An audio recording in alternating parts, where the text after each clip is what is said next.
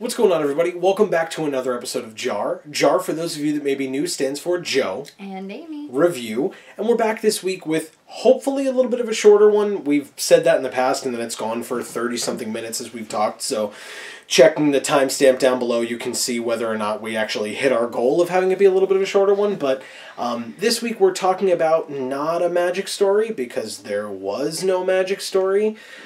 Despite the fact that through the avenues that we looked, again, we were informed previously that Doug Beyer on his Tumblr had given some information on the stories, and so there are other areas that we would probably need to look to find all of this information, and we're not keyed into all of those, but from all the areas that we've looked at, Twitter, Facebook, etc., the story from last week, there was no indication whatsoever that there would not have been a story this week, although I'm not surprised, nor am I necessarily upset, only because of the fact that these last 2 weeks weren't really stories. Yeah. They were just kind of filler, and to kind of drop and more of that would have just been a letdown.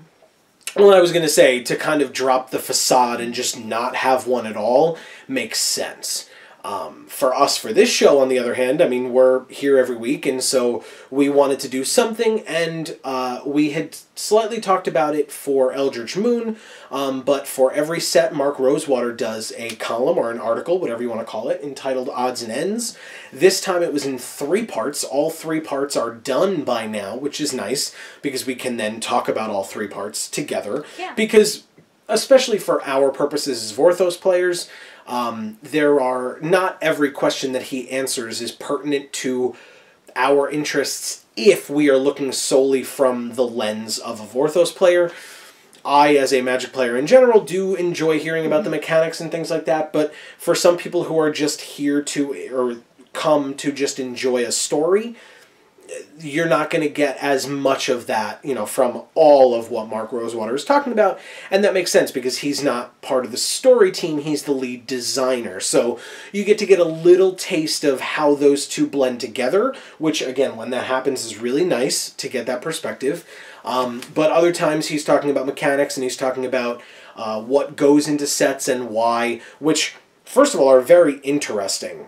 So at the top of it, where we usually say whether we recommend it, I do. I will warn you that if you're going to read all 3 in succession, it's going to take a while, because it's 3 weeks worth of articles, and Mark Rosewater himself specifically said that he prefers to make his answers in the odds and ends longer and more detailed, which is very important. But again, if you're solely looking at it from a time-consuming standpoint, then yes, it's going to take you some time, because he goes very in-depth, which, again, is great.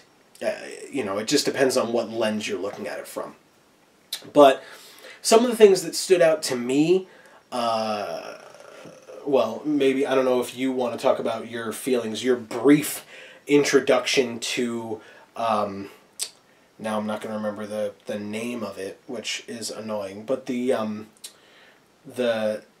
little pop figurine comic book things that he showed. Why am I not remembering the name? Cute. I'll know the name of them. Like, you can put it in the comments if you want to let me know and to let other people know. But it's the thing, he puts it up, he said, on his Twitter, on his Tumblr, on his Google+, on his Instagram, and I see them on his Twitter. I read them all the time. I never see them, so I'm mad that he didn't share that with me before now. Fair, my fault. But, and it definitely can be something that we can look to more often now. But it's just little snippets, and you know what it reminds me of is Cardboard Crack. Cardboard Crack, if you guys are unaware, is a comic strip, internet comic strip that then became books as well, of Magic the Gathering, or relating to Magic the Gathering, or relating to the fact that, Cardboard Crack, referring to the fact that it is addictive. Magic is addictive as a game. It's addictive to collect. It's addictive to play. And so it is crack. And so there's a comic strip kind of players interacting with one another in kind of interesting scenarios or funny scenarios or just funny observations of people within the Magic community and kind of what the writer or the artist thinks about that. And so the fact that Mark Rosewater has his own version of that with pop figurines is brilliant. And it's so simple, right? To just put 2 pop figurines next to each other, because it really is like just basically more of like a meme than a except for the fact that it's just it's a series, you know. And he mentioned the fact that there is kind of, because it stemmed from somebody saying that when will Chandra and Liliana get their own sitcom, which is funny, right, in and of itself. And it's again, you know, talking about the fact that we love character interactions. You know, those two interacting with one another is interesting because Chandra is young and impressionable and flies off the handle, and Liliana is manipulative and older, and so it's like, it's a very interesting combination of people. And so the fact that those two specifically were named makes sense to me. But what Mark Rosewater said was, hey, go look at this thing, because this is all of the Planeswalkers that are in pop figurine form living in a house together. Nicol Bolas is the landlord, and Tezzeret is the angry, like, curmudgeon-y neighbor, which is hilarious, right? That makes perfect sense and super funny, and, like, it talks about, you know, having a family meeting or a house meeting or whatever every once in a while, and one of the ones that he showed off was Gideon talking to Chandra about the fact that throwing away dishes is not an adequate replacement for actually washing them, which sounds like something that Gideon would have to talk to Chandra about. So it's really funny and it works. I will say personally, there are some of them where, I don't know what it is, but some of them, and it's not necessarily the ones with the Planeswalkers, but there are some that he does where it's a picture of a card, and then it has like word bubbles on it or text boxes on it that kind of make jokes of either like puns regarding the names or puns regarding the artwork or something like that. And some of them are very funny and very simplistic and easy to understand. And some of them I feel like just go way over my head. And again, as always, please feel free to, you know, say, well, Joe, you're an idiot, so of course. But no, there are certain things where I think you have to have knowledge of some outside things to understand it, and maybe I just don't. But it's definitely something that we're going to be looking into more now that Amy has become aware of them. I usually see them kind of at a glance, but that was kind of one thing that I felt like you took away from this, was that, you know, there's this other thing out there that is funny and good to watch and should be interesting. So there was that. There were a lot of discussions that Mark did between the 3 weeks, between the three articles, on energy as a mechanic. I think that it's such an interesting mechanic, and people are kind of like, well, will it return? And you know, was it specifically made for Kaladesh, and why? And, you know, his comments on the fact that it was really originally made, he wanted it for a long time, but couldn't quite find a place for it and found it in Kaladesh, and it makes perfect sense. You know, it's another resource that is thrown at you, which is similar to mana, and so Magic players know how to work with these kinds of resources, and so it's not a completely new thing that they're throwing at you that you have to, like, teach yourself. It's easy enough for you to figure out just when the set that contains it comes out. Yes. While still being an interesting new thing. Yes, exactly. And the fact that, you know, he was saying that they left it broad on purpose so that it is definitely possible that in a non-return to Kaladesh type of a set, we could still see energy and it would be thematically appropriate, or could be thematically appropriate. They'll spread it around to other worlds and planes, and that's... They could, yes. And they might, because the other thing that if I remember correctly, I don't do that, I'll be disappointed. Right, but what he said was, you know, he'll have to see... It might manifest itself in different ways on different planes, that I get. Correct, but what he said was they might have to... He has to gauge how popular Kaladesh was and how popular energy was. And if Kaladesh was popular enough, they might just be interested in coming back to Kaladesh sooner, which I would not want. But it's coming back to Kaladesh a lot sooner is, I think, something just in general that a lot of people don't want is like, okay, cool, go back to certain places, that's great, but don't do it a lot. It's kind of annoying to just be like, okay, we were just at Zendikar, let's be back to Zendikar. Everybody gets really excited when they return to blank, but that's only if, you know, it wasn't 3 sets ago. You know, like... Yep, and it's, well, and... You can't get interested in that because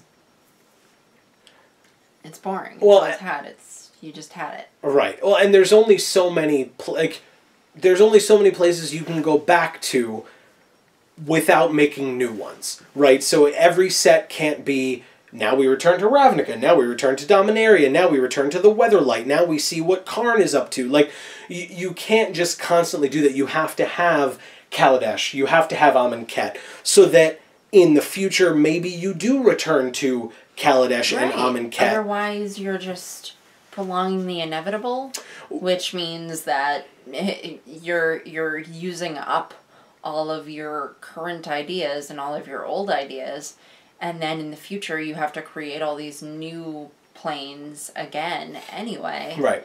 And then return back to them in 5 seconds. Yep. So it's stupid. You know, it takes years of planning and coordinating between sets to figure out the best way to make that flow so that that's not what you're ending up with. Definitely. And I think broadly, I really appreciate the fact that Mark Rosewater, as the person who is like in charge of this whole thing, and by this whole thing I mean like Magic design, like he's just the lead designer for Magic.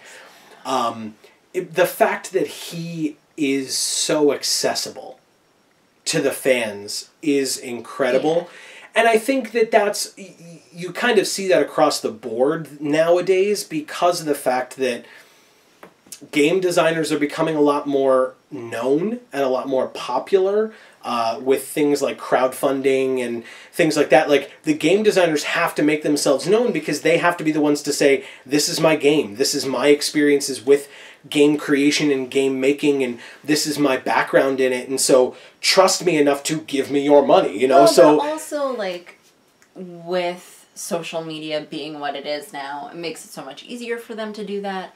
On top of the fact that, too, he's been with the company for so many years that he's well into the point where he's gotten his stride. Mm-hmm. So it's very easy for him to just do that. Whereas newer employees of Wizards, it's going to be much more difficult for them to have that sort of relationship with the audience because they're not going to be as confident about their own place in the company as he is. Well, and they're also not going to be as well known, and they're also not going to have the knowledge. You know, Mark Rosewater can turn around and say, well, we've been working on this since Homelands was around. Well, I'm sorry, not a lot of people who work for Wizards, I feel like, were around when Homelands was, and so the fact that he can call back to that is important, and especially for discussions like, hey, how long has energy been part of the discussion? Well, because obviously if there was somebody newer answering these questions, the answers would be very different. Mm-hmm. Because instead of it saying, oh, well, we were thinking of this since Homeland, they'd just be like, oh, well, ever since I arrived at the company, it's been a thing. Right. So I don't know. Right. And, you know, or you could say, and so-and-so has told me that it's been around even longer. Right. So, you know, it's kind of, then it's hearsay. So, you know, at least for him, and, you know, it's funny, he did mention at one point that he wanted to make, there was one question about constructs or contraptions, excuse me, from Steamflogger Boss from Future Sight. If you don't know what I'm talking about, look it up because it's a little bit longer of a discussion than I'm willing to have here. But I was collecting when Future Sight was around, and I fell into the trap of getting the Steamflogger Boss and wondering where the riggers were and where the contraptions were, and I wasn't as kind of heavily involved with the internet at the time or forums or things like that, so I didn't know that it was a gigantic troll at the time. And so, you know, I was like, do I just not have this card yet? Do I have to buy more product to find more contraptions and riggers and things like that? And thankfully I didn't. You know, it wasn't the kind of thing where I went out and was like, I need them all because I need to find this thing. Like, I didn't do that. But at the same time, it was like, you know, as I got older and started following these things, and somebody was like, yeah, contraptions, right? Ha ha. And I was like, oh, and then I was able to understand it. So he did talk about it, and he did say that it is something that he wants to do before he retires. Yes. But that also means that he mentioned retiring. Right? That's what I was, yes. Yes. And he did say it's a long way off, but it was still something that he said. But a long way off is still some time. But I do have to say... That's the wrong answer. Well, but I do have to say, like, you know, there's no... in all seriousness, it would be unfair of us to say that, you know, the man can't consider retirement. So, nope. I'm sorry. I disagree. Yeah. So, and again, you know, he's doing a great job at training the future of Wizards of the Coast, you know, and creating all of that. And again, this is also not like he's still young in comparison and still going strong. You know, there definitely is not any moments where we're like, oh, he's kind of faltering a little bit. You know, he's like kind of phoning it in or being repetitive. If anything, he's better now than he ever was. 100%. Absolutely agree. And because, again, it's definitely possible, he is able to talk to other game designers. He's able to learn other things. He's able to talk to the players. And because the players, he is so accessible to the players, it's also the other way around. The players are accessible to him. He can talk to pros at the Pro Tour, or he can watch videos of Vorthos players talking about the game and what they enjoy out of it. If Mark ever commented on one of our videos, I would poop myself. That's probably disgusting.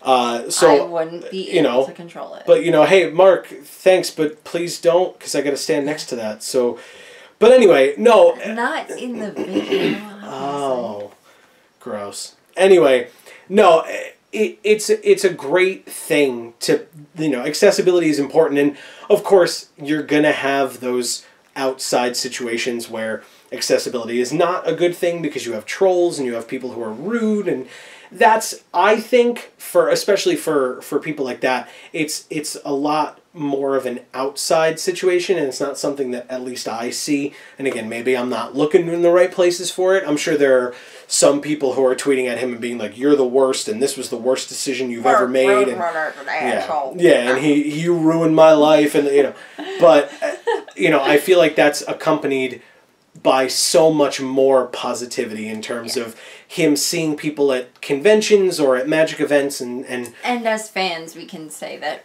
we very much hope that it stays that way. Absolutely. But, you know, broadly, these were great. I appreciated the Eldritch Moon ones. I appreciated these. If I had to say, I feel like there was a little bit more story-based discussion in the Eldritch Moon ones. But that's because there was questions regarding Arlen Cord and her position in the story, Hal and Elena and their position in the story, Gisa and Geralf and their position in the story. Like, those were big takeaways for me from the Eldritch Moon ones, whereas with Kaladesh, there wasn't really a lot. Much more, the questions in this were much more... mechanics-based? Mechanics. Vehicles, energy, and just, like... you know, process. Right. Well, and the fact that it's an artifact block. So there were a lot of questions about Mirrodin, scars of Mirrodin, things like that. And that's fine. There's nothing wrong with that whatsoever. Again, from a Vorthos perspective, you know, there was more discussion that was had in Eldritch Moon, but that does not mean that this was bad by any means. No, it was just different. Correct. And that's fine, because having it be the same thing every set, where he answers the same questions every time, just tweaked where he says Kaladesh instead of Eldritch Moon, or just vehicles, fill in the blanks. Or vehicles instead of werewolves. Like, you know, then it's boring and samey. And so, and especially for people like us who will go and read each one each time, you know, you don't want to go and be like, oh, I know what he's going to say, skip. You know, like then you're like, okay, what's the point of reading this article then? And what was the point for him of sitting down and writing it? Like, that, then it's a waste of time for him too. Right. So. And he could be using that time for other things, like meeting his fans. Hi. Hey, you know what? I'm not even going to say that I wouldn't like that, but I'm sure you're not flying out to New York just to meet Joe and Amy. So. But you should. Oh God, I'm not paying for the flight. We love you a lot, but I don't have that kind of money. He makes a lot more money than we do, I'm sure. Anyway, so as we said, a little bit of a shorter one, probably about half the time of last week's jar. Hopefully we're getting to Ether Revolt soon. I know that the set comes out in January, but in terms of the story coming out soon, I know it's supposed to be by the end of this month. There's supposed to be something. So that means either next week or the week after. I don't know if they're going to have something the day before Thanksgiving, if you're in the States and celebrating Thanksgiving. I don't know if they're going to have a story the week before Thanksgiving, or the day before Thanksgiving, excuse me. We will still be around to do it. We still have availability, so if there's not a story out, we'll find something else to talk about, hopefully, and we'll try to do that. So, but for this week, I think we're done. Looking forward to Ether Revolt. I think that the spoilers for Ether Revolt, when they come out, will be a very nice holiday gift. As the holidays start coming around.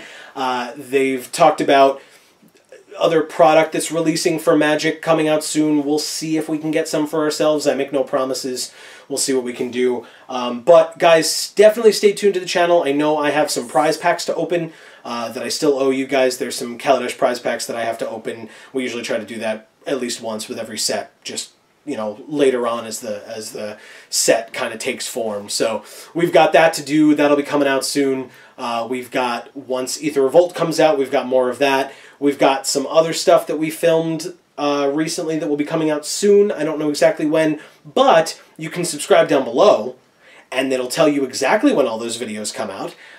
You can also check us out on Facebook and Twitter. We will send out messages when those come out as well. You can talk to us on there. You can talk to us in the comments down below. You can continue to show off your Hashtag Vorthos Pride. Always.